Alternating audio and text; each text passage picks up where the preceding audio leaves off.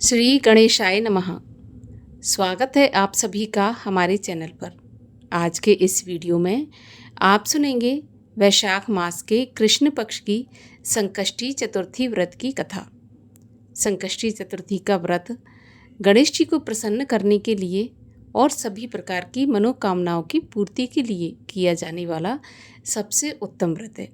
इस दिन व्रती को व्रत धारण करके संकष्टी चतुर्थी के व्रत की कथा अवश्य सुननी चाहिए। और आज के वीडियो में हम आपको संकष्टी चतुर्थी व्रत की कथा सुनाने जा रहे हैं।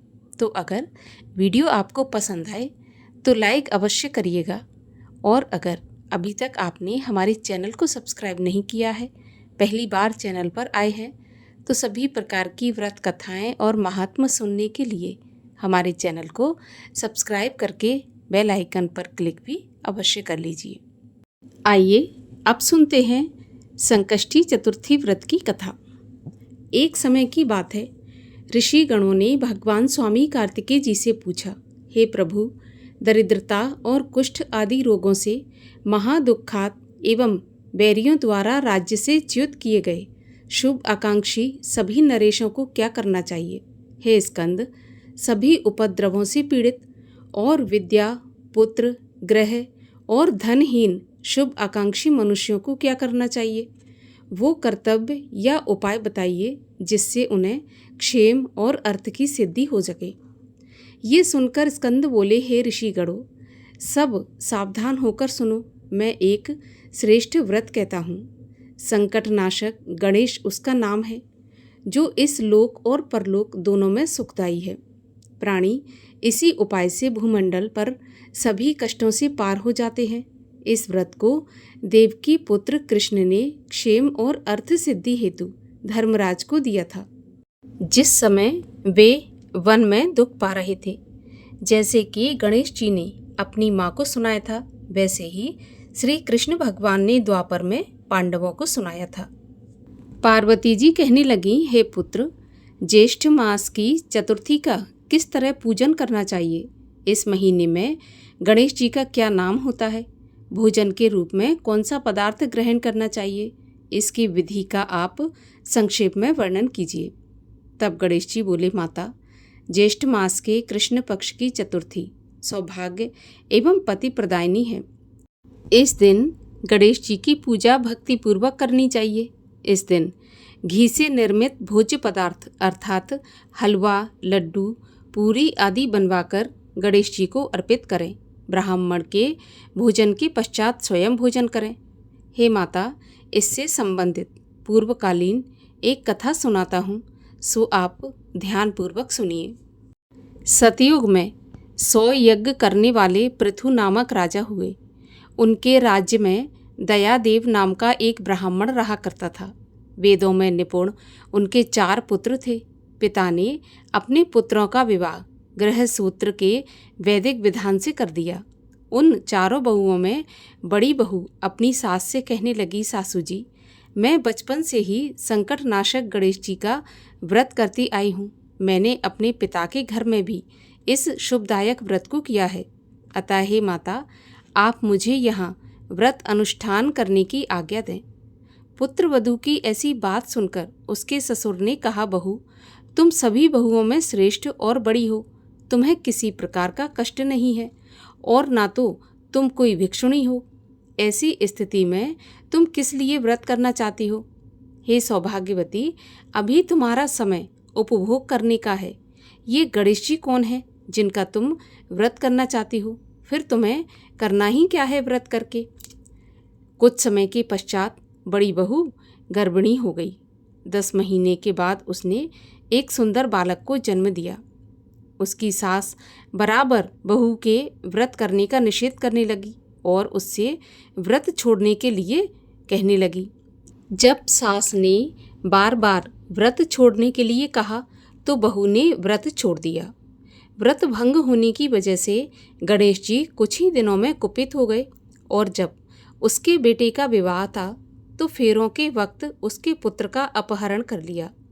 इस अनहोनी घटना से मंडप में खलबली मच गई। सभी लोग परेशान होकर कहने लगे कि लड़का कहाँ चला गया, किसने उसका अपहरण कर लिया। बारातियों द्वारा ऐसा समाचार पाकर उसकी माता अपने ससुर दयादेव से रो रो कर कहने लगी, हे पिताजी, आपने मेरे गणेश चतुर्थी व्रत को छुड़वा दिया, जिसके कारण ही मेरा पुत्र विलुप्त हो गया। पुत्र वधू के मुख से ऐसी बात सुनकर ब्राह्मण दयादेव अत्यंत दुखी हुए। साथ ही नई पुत्र वधू भी दुखित हुई। पति के लिए दुखित पुत्र वधू प्रति मास संकटनाशक गणेश चतुर्थी का व्रत करने लगी। एक बार की बात है, एक वेदज्ञ और दुर्बल ब्राह्मण भिक्षा के लिए इस मधुर भाषिणी के घर आया। ब्राह्मण ने कहा, बेटी, मुझे भिक्षा स्वरूप इतना भोजन दो कि मेरी भूख शांत हो जाए। उस ब्राह्मण की बात सुनकर उस धर्मपरायण कन्या ने उस ब्राह्मण का विधिवत पूजन किया। भक्तिपूर्वक भोजन कराने के बाद उसने ब्राह्मण को वस्त्र आदि दान दिए। कन्या की सेवा से संतुष्ट होकर ब्राह्मण कहने लगा, हे कल्याणी, हम तुम पर प्रसन्न हैं। तुम अपनी इच्छा के अनुकूल मुझसे वरदान मांग लो। मैं ब्राह्मण वेशधारी गणेश हूँ और तुम्हारी प्रेम की वजह से आया हूँ।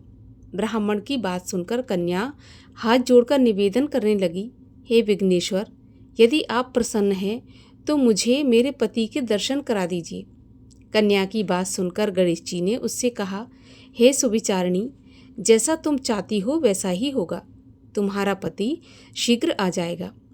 कन्या को इस प्रकार का वरदान देकर गणेश जी अंतर्ध्यान हो गए।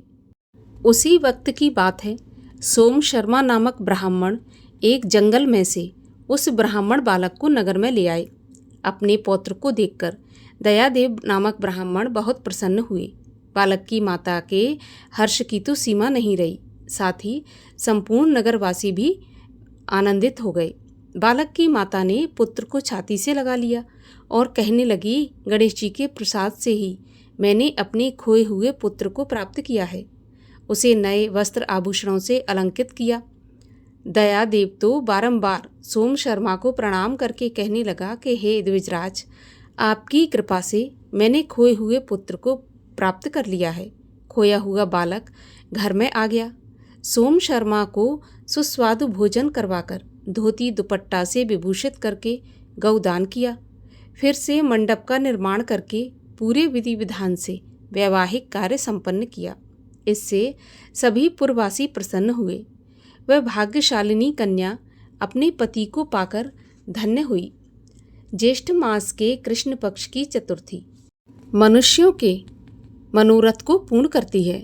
इस दिन नर नारियों को एक दंत गणेश की पूजा करनी चाहिए। हे देवी, पूर्व कथित रीति से भक्तिपूर्वक जो व्यक्ति इस व्रत एवं पूजन को करेंगे, उनकी संपूर्ण इच्छाएं पूर्ण होंगी। श्री कृष्ण कहते हैं, हे राजन युधिष्ठिर, भगवान गणेश जी के व्रत का ऐसा महात्म्य है। हे महाराज, अपने शत्रुओं के विनाश के लिए आप भी इस व्रत को अवश्य कीजिए।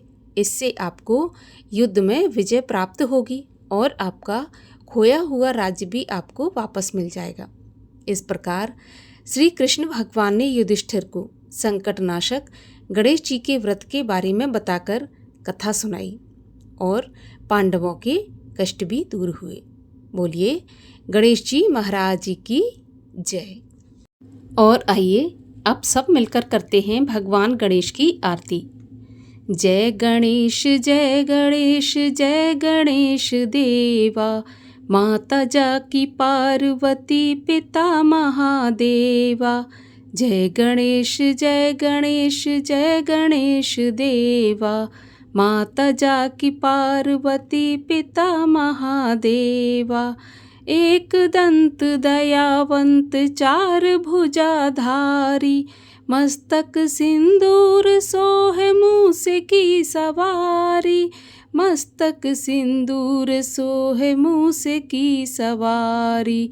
जय गणेश जय गणेश जय गणेश देवा, माता जाकी पार्वती पिता महादेवा। पान चढ़े फूल चढ़े और चढ़े मेवा, लड्डुअन का भोग लगे संत करे सेवा। लड्डुअन का भोग लगे संत करे सेवा। जय गणेश जय गणेश जय गणेश देवा, माता जाकी पार्वती पिता महादेवा। अंधन को आँख देत कोढ़िन को काया, बांझन को पुत्र देत निर्धन को माया, निर्धन को माया। सूर श्याम शरण आए सफल कीज सेवा, माता जाकी पार्वती पिता महादेवा। जय गणेश जय गणेश जय गणेश देवा, माता जाकी पार्वती पिता महादेवा। दीनन की लाज रखो शंभु सुत वारी, कामना को पूरा करो जाऊं बलिहारी, कामना को पूरा करो जाऊं बलिहारी। जय गणेश जय गणेश जय गणेश देवा, माता जाकी पार्वती पिता महादेवा। जय गणेश जय गणेश जय गणेश देवा, माता जाकी पार्वती पिता महादेवा।